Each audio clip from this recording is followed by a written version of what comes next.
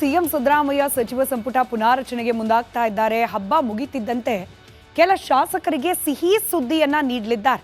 ಜೊತೆಗೆ ಕೆಲ ಹಾಲಿ ಮಂತ್ರಿಗಳಿಗೆ ಶಾಕ್ ಕೂಡ ಎದುರಾಗೋದಿದೆ. ಬಗ್ಗೆ ಒಂದು ವರದಿ ನಿಮ್ಮ ಮುಂದೆ.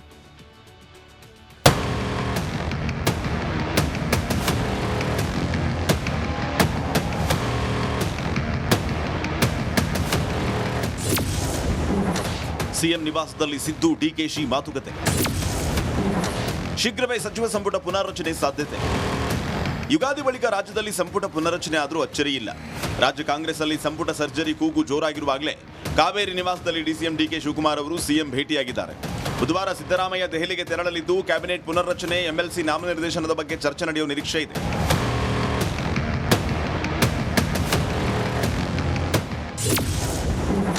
ಕೊನೆಗೂ ಬಿ ನಾಗೇಂದ್ರ ಸಂಪುಟ ಸೇರ್ಪಡೆ ಪಕ್ಕಾ ಆಗಿದೆ. ಮತ್ತೆ ಸಂಪುಟಕ್ಕೆ ಸೇರಿಸಿಕೊಳ್ಳೋದಕ್ಕೆ ಹೈಕಮಾಂಡ್ ಅನುಮತಿ ನೀಡಿದೆ. ಆದರೆ ಸಿದ್ದು ಡಿಕೆಶಿ ಅಂತಿಮ ನಿರ್ಧಾರ ಬೇಕೇ ಬೇಕು. ಅಬಕಾರಿ ಸಚಿವ ತಿಮ್ಮಾಪುರ ಖಾತೆ ಬದಲಾವಣೆಯಾಗುವ ಸಾಧ್ಯತೆ ಇದೆ. ಈ ಹಿಂದೆಯೇ ಖಾತೆಯಿಂದ ಮುಕ್ತಿಗೊಳಿಸುವುದಕ್ಕೆ ನಿರ್ಧರಿಸಲಾಗಿತ್ತು. ಆದರೆ ಕೊನೆ ಕ್ಷಣದಲ್ಲಿ ಸಿದ್ದರಾಮಯ್ಯ ನಿರ್ಧಾರದಿಂದ ಹಿಂದೆ ಸರಿದಿದ್ರು. ಮಧು ಬಂಗಾರಪ್ಪ ಪ್ರಾಥಮಿಕ ಶಿಕ್ಷಣ ಖಾತೆ ನಿಭಾಯಿಸ್ತಾ ಇದ್ದಾರೆ. ಸದ್ಯ ಮಾರ್ಚ್ 21ರಿಂದ ಎಸ್ಎಸ್ಎಲ್ಸಿ ಪರೀಕ್ಷೆಗಳು ನಡೀತಾ ಇದ್ದು, ಪರೀಕ್ಷೆ ಹೇಗೆ ನಿಭಾಯಿಸುತ್ತಾರೆ ಅಂತ ನೋಡಿ ಮಧುಗೆ ಸಿಗುವ ಗ್ರೇಸ್ ಮಾರ್ಕ್ ಆಧಾರದ ಮೇಲೆ ನಿರ್ಧರಿಸುತ್ತಾರೆ. ಇನ್ನು ಜಿ ಪರಮೇಶ್ವರ್ ಗೃಹ ಖಾತೆ ಬೇಡ ಅಂತಿದ್ದಾರೆ. ಬೇರೆ ಖಾತೆಗೆ ಬೇಡಿಕೆ ಇಟ್ಟಿದ್ದಾರೆ. ಚಾನ್ಸ್ ಸಿಕ್ಕರೆ ಮುಖ್ಯಮಂತ್ರಿ ಮಾಡಿ ಅಂತಿದ್ದಾರೆ. ಆದರೆ ಸದ್ಯಕ್ಕೆ ಸಿಎಂ ಮಾಡಲ್ಲ. ಅದರ ಬದಲಿಗೆ ಬೇರೆ ಖಾತೆ ಕೊಟ್ಟರೂ ಅಚ್ಚರಿ ಇಲ್ಲ. ಮೇ 23, 2025ಕ್ಕೆ ಕಾಂಗ್ರೆಸ್ ಸರ್ಕಾರ ಅಧಿಕಾರಕ್ಕೆ ಬಂದು 2 ವರ್ಷ ಪೂರೈಸಲಿದೆ. ಜೊತೆಗೆ ಹಲವು ಶಾಸಕರು ಸಚಿವ ಸ್ಥಾನ ಕೈತಪ್ಪಿದ್ದಕ್ಕೆ ಬಹಿರಂಗವಾಗಿ ಅಸಮಾಧಾನ ಹೊರಹಾಕ್ತಿದ್ದಾರೆ. ಆದ್ದರಿಂದ ಸಂಪುಟ ಸರ್ಜರಿಗೆ ಮುಖ್ಯಮಂತ್ರಿ ಸಿದ್ದರಾಮಯ್ಯ ಕೈ ಹಾಕ್ತಾರಂತೆ. Bureau report, Republic Kannada. ಯಾರೆಲ್ಲ ಸಂಪುಟದಿಂದ ಆಚೆ ಹೋಗಿ ಯಾರೆಲ್ಲ ಒಳಗೆ ಬರುವ ಸಾಧ್ಯತೆ ಇದೆ ಗಮನಿಸ್ತಾ ಹೋಗೋಣ. ಮಧು ಬಂಗಾರಪ್ಪನವರು ಸದ್ಯಕ್ಕೆ ಶಿಕ್ಷಣ ಸಚಿವರು, ಅವರ ಬದಲಿಗೆ ಅವರದ್ದೇ ಸಮುದಾಯದ ಬಿಕೆ ಹರಿಪ್ರಸಾದರಿಗೆ ಸಚಿವ ಸ್ಥಾನವನ್ನ ನೀಡೋ ಸಾಧ್ಯತೆ ಇದೆ. ಹಾಗೆ ಆಹಾರ ಸಚಿವರಾದ ಕೆಎಚ್ ಮುನಿಯಪ್ಪ ಅವರ ಬದಲಿಗೆ ಅವರ ಮಗಳಾದ ರೂಪಾ ಶಶಿಧರ್ ಅವರನ್ನ ಸಂಪುಟದ ಒಳಗೆ ಕರೆತರುವ ಪ್ರಯತ್ನ ಮಾಡುವ ಸಂಭವ ಇದೆ. ನಗರಾಭಿವೃದ್ಧಿ ಸಚಿವ ಮೂಡಾ ವಿಚಾರದಲ್ಲಿ ಬಹಳಷ್ಟು ಚರ್ಚೆಗೆ ಒಳಪಟ್ಟಿದ್ದ ಭೈರತಿ ಸುರೇಶ್ ಅವರ ಬದಲಿಗೆ ನರೇಂದ್ರ ಸ್ವಾಮಿ ಅವರಿಗೆ ಸಚಿವ ಸ್ಥಾನ ಸಿಗೋ ಸಾಧ್ಯತೆ ಇದೆ ಅನ್ನೋ ಮಾಹಿತಿ ಇದೆ. ಹಾಗೆ ಅಬಕಾರಿ ಸಚಿವರಾದ ಆರ್ ಬಿ ತಿಮ್ಮಾಪುರೆ ಅವರನ್ನ ಸಂಪುಟದಿಂದ ಕೈ ಬಿಟ್ಟು ಅವರ ಬದಲಿಗೆ ವಿಜಯಾನಂದ ಕಾಶಪ್ಪನವರವರನ್ನ ಸಚಿವರನ್ನಾಗಿ ಮಾಡೋ ಸಂಭವ ಇದೆ. ಇದರ ಜೊತೆಗೆ ಸಕ್ಕರೆ ಸಚಿವರಾದ ಶಿವಾನಂದ ಪಾಟೀಲ್ ಅವರ ಬದಲಿಗೆ ಬಿಕೆ ಸಂಗಮೇಶ್, ಹಾಗೆ ವಂದಾ ಕೃಷ್ಣಪ್ಪನವರು ಅಥವಾ ಪ್ರಿಯಾ ಕೃಷ್ಣ ಇಬ್ಬರಲ್ಲಿ ಒಬ್ಬರನ್ನ ಒಳಗೆ ಕರ್ಕೊಂಡು ಆರೋಗ್ಯ ಸಚಿವರಾದ ದಿನೇಶ್ ಗುಂಡೂರಾವ್ ಅವರನ್ನ ಕೈ ಬಿಡೋ ಸಾಧ್ಯತೆ ಇದೆ ಅನ್ನೋ ಮಾಹಿತಿ ಇದೆ. ಜೊತೆಗೆ ಡಿ ಸುಧಾಕರ್ ಅವರನ್ನ ಸಂಪುಟದಿಂದ ಹೊರಗಿಟ್ಟು ಪುಟ್ಟರಂಗ ಶೆಟ್ಟಿ ಅವರನ್ನ ಸಂಪುಟಕ್ಕೆ ಸೇರಿಸಿಕೊಳ್ಳುವ ಸಾಧ್ಯತೆ. ಶರಣಬಸಪ್ಪ ದರ್ಶನಾಪುರಿ ಅವರ ಬದಲಿಗೆ ಅಜಯ್ ಸಿಂಗ್ ಅವರಿಗೆ ಸಚಿವ ಸ್ಥಾನ ಸಿಗೋ ಸಾಧ್ಯತೆ. ಹಾಗೆ ಕೆ ವೆಂಕಟೇಶ್ ಅವರಿಗಿರುವ ಸಚಿವ ಸ್ಥಾನದಿಂದ ಅವರನ್ನ ವಿಮುಕ್ತರನ್ನಾಗಿ ಮಾಡಿ ಕೆಎಂ ಶಿವಲಿಂಗೇಗೌಡರಿಗೆ ಆ ಸ್ಥಾನವನ್ನ ನೀಡೋ ಸಾಧ್ಯತೆ ಇದೆ. ಮುಸ್ಲಿಂ ಕೋಟಾದ ಅಡಿಯಲ್ಲಿ ರಹೀಂ ಖಾನ್ ಅವರ ಬದಲಿಗೆ ತನ್ವೀರ್ ಸೇಠ್ ಅವರಿಗೆ ಸಚಿವ ಪಟ್ಟ ಸಿಗೋ ಸಾಧ್ಯತೆ ಇದೆ. ಹಾಗೆ ಬೋಸರಾಜು ಅವರ ಬದಲಿಗೆ BR ಪಾಟೀಲ್ ಅವರನ್ನ ಸಂಪುಟದ ಒಳಗೆ ಕರೆದುಕೊಳ್ಳೋ ಸಾಧ್ಯತೆ ಇದೆ. ಇದಿನ್ನೂ ಕೂಡ ಅಧಿಕೃತವಾದ ಲಿಸ್ಟ್ ಹೊರಗೆ ಬಂದಿಲ್ಲ. ಹಾಗೆ ಯಾವ್ಯಾವ ಇಲಾಖೆಯ ಸಚಿವ ಸ್ಥಾನವನ್ನ ನಿಭಾಯಿಸುತ್ತಿದ್ದಾರೆ ಅದೇ ಇಲಾಖೆ ಪರ್ಯಾಯವಾಗಿ ಇವರಿಗೆ ಸಿಗುತ್ತಾ ಅದ್ರ ಬಗ್ಗೆ ಕೂಡ ಖಾತ್ರಿ ಇಲ್ಲ. ಆದ್ರೆ ಸದ್ಯಕ್ಕೆ ಇವತ್ತು ಸಿಎಂ ಸಿದ್ದರಾಮಯ್ಯ ಸಚಿವ ಸಂಪುಟ ಪುನಾರಚನೆಗೆ ಮುಂದಾಗ್ತಾ ಇದ್ದಾರೆ. ಹಬ್ಬ ಮುಗಿತಿದ್ದಂತೆ ಕೆಲ ಶಾಸಕರಿಗೆ ಸಿಹಿ ಸುದ್ದಿಯನ್ನ ನೀಡಲಿದ್ದಾರೆ.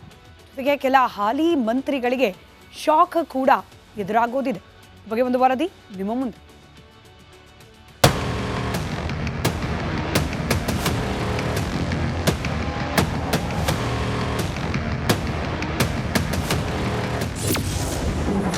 ಸಿಎಂ ನಿವಾಸದಲ್ಲಿ ಸಿದ್ದು ಡಿಕೆಶಿ ಮಾತುಕತೆ. ಶೀಘ್ರವೇ ಸಚಿವ ಸಂಪುಟ ಪುನಾರಚನೆ ಸಾಧ್ಯತೆ. ಯುಗಾದಿ ಬಳಿಕ ರಾಜ್ಯದಲ್ಲಿ ಸಂಪುಟ ಪುನರಚನೆ ಆದರೂ ಅಚ್ಚರಿ ಇಲ್ಲ. ರಾಜ್ಯ ಕಾಂಗ್ರೆಸ್ ಅಲ್ಲಿ ಸಂಪುಟ ಸರ್ಜರಿ ಕೂಗು ಜೋರಾಗಿರುವಾಗಲೇ ಕಾವೇರಿ ನಿವಾಸದಲ್ಲಿ ಡಿಸಿಎಂ ಡಿಕೆ ಶಿವಕುಮಾರ್ ಅವರು ಸಿಎಂ ಭೇಟಿಯಾಗಿದ್ದಾರೆ. ಬುಧವಾರ ಸಿದ್ದರಾಮಯ್ಯ ದೆಹಲಿಗೆ ತೆರಳಲಿದ್ದು ಕ್ಯಾಬಿನೆಟ್ ಪುನರ್ರಚನೆ, ಎಂಎಲ್ಸಿ ನಾಮನಿರ್ದೇಶನದ ಬಗ್ಗೆ ಚರ್ಚೆ ನಡೆಯುವ ನಿರೀಕ್ಷೆ ಇದೆ.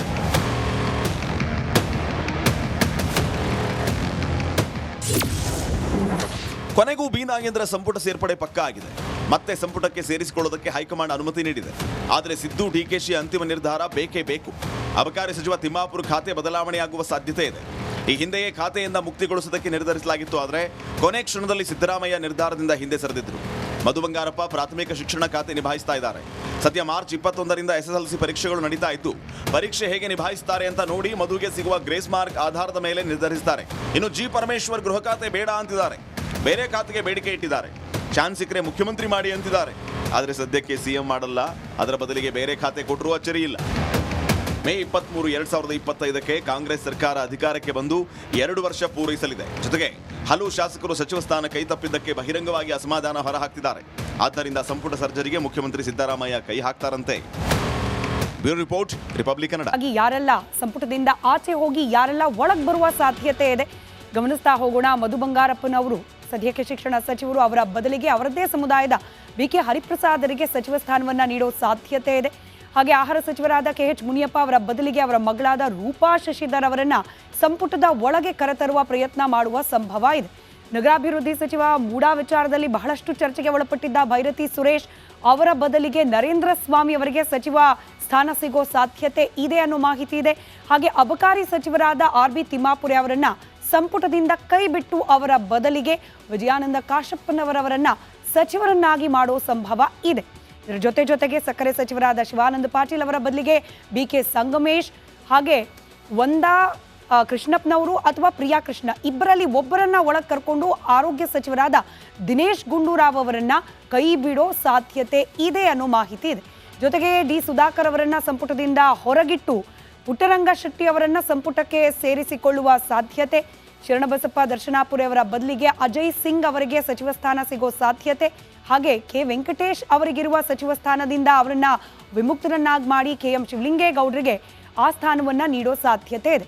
ಮುಸ್ಲಿಂ ಕೋಟಾದ ಅಡಿಯಲ್ಲಿ ರಹೀಂ ಖಾನ್ ಅವರ ಬದಲಿಗೆ ತನ್ವೀರ್ ಸೇಠ್ ಅವರಿಗೆ ಸಚಿವ ಪಟ್ಟ ಸಿಗೋ ಸಾಧ್ಯತೆ ಇದೆ.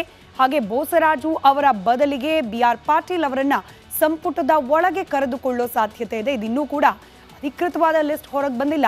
ಹಾಗೆ ಯಾವ್ಯಾವ ಇಲಾಖೆಯ ಸಚಿವ ಸ್ಥಾನವನ್ನು ನಿಭಾಯಿಸುತ್ತಿದ್ದಾರೆ ಅದೇ ಇಲಾಖೆ ಪರ್ಯಾಯವಾಗಿ ಇವ್ರಿಗೆ ಸಿಗುತ್ತಾ ಅದ್ರ ಬಗ್ಗೆ ಕೂಡ ಖಾತ್ರಿ ಇಲ್ಲ. ಆದರೆ ಸದ್ಯಕ್ಕೆ ಇವತ್ತು